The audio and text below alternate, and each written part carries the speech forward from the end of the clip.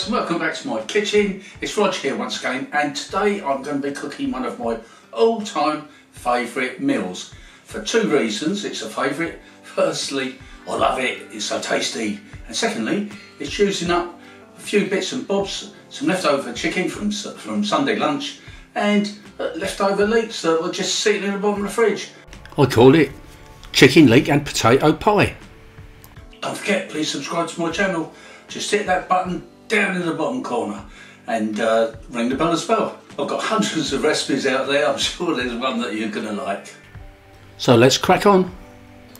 We're going to need some chicken. This is cooked chicken, left over from our Sunday lunch, and I've cut it up into small pieces. We're going to need some potatoes that we're going to make into a mash. We're going to need some leek. I've got some lovely leeks here that have been chopped up, and also we're going to need some butter, quite a bit of butter. A bit of our old friends there, seasoning, some salt and pepper, and just for a bit of a twist, some Dijon mustard. And not forgetting our shortcrust pastry. Now this has been pre-made. I've got the recipe for this down below, and it's been in the fridge cooling. So in a pan we go with some boiling water and pop in our leeks. We're going to boil these down till they're sort of soft, not over boiled, just sort of a bit al dente if you like. And we're going to cook our potatoes down. We're going to turn these into a lovely delicious mash. So there they are, boiling away. Probably takes about 15 minutes.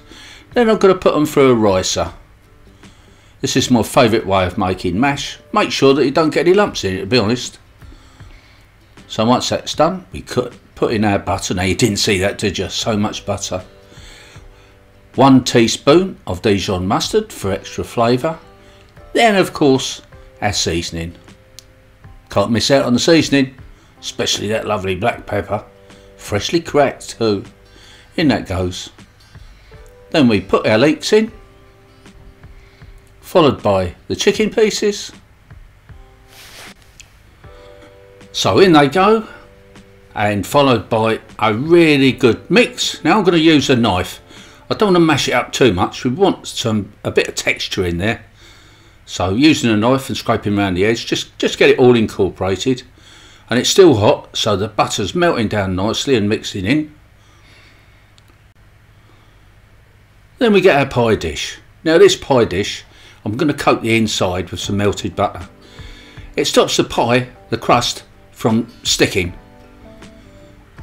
So now we've got to prepare the pastry. Onto a floured board.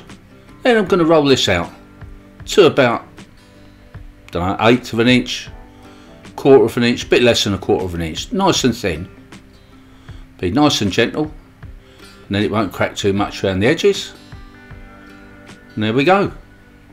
Flip it over, a bit more on the other side, and of course, job done.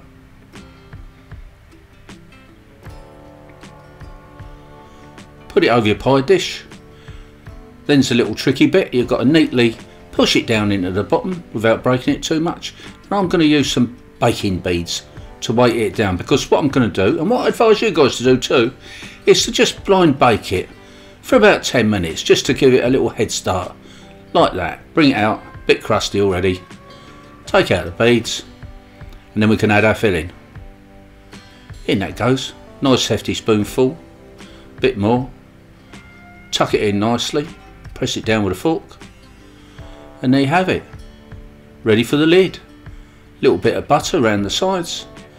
Now the butter around the sides, again, will help the top, the lid, to stick to the base. So what I'm going to do is gently press it round, all the way round.